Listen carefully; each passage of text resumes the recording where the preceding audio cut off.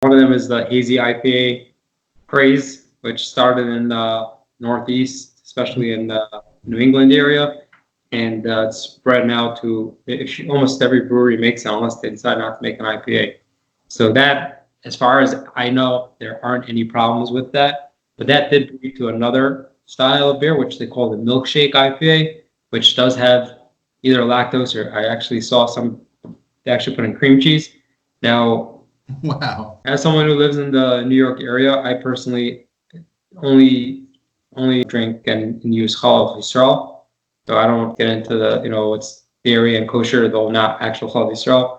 But if someone like me, then that is a concern when there is milk and lactose and these type of things in the beer. Other big trend is something that they call pastry stouts. So pastry stouts, like somebody actually, on this WhatsApp group that some of you might know about, somebody posted a beer that was made with Twix in it. Now, Twix is kosher and it's dairy. So again, if somebody keeps cholesterol, that would be a problem. But the idea is that they put in all sorts of pastry-like things into the beer. And unfortunately, there are a lot of candies that are kosher chalav stam. Right.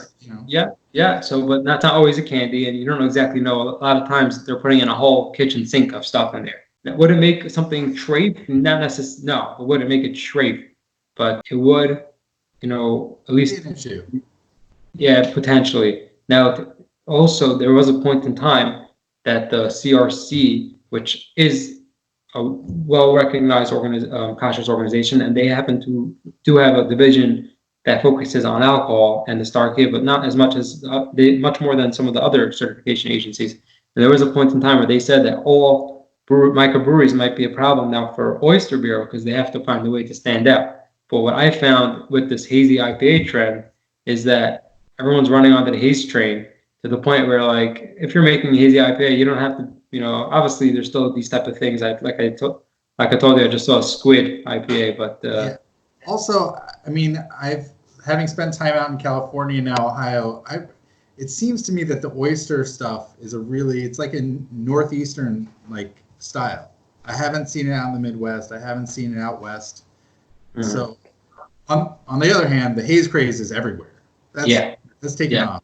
Yeah. So what I was saying was that helped in the sense that, like, being that it's a kosher beer, and that's what the breweries have to do now to make themselves stand out. So they're not going to go down some crazy, but there are always going to be a few breweries that are going to do some crazy things. There's a brewery in Colorado who the owner was John Hickenlooper, who recently was in the news because he was in contention for the Democratic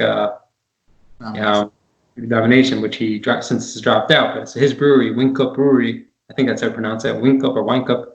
They made a beer with Rocky Mountain oysters, which you might want to Google what that is.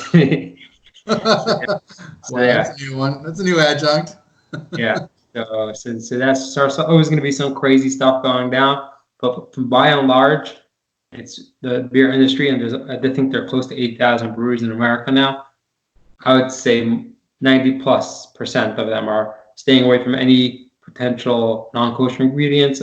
Yes, are they doing flavored beers? Yes. Is it possible to find out on a brewery-to-brewery level? I think almost all breweries you can actually try to find out, whether it's by making connections or just calling up and asking them, and sometimes they won't tell you.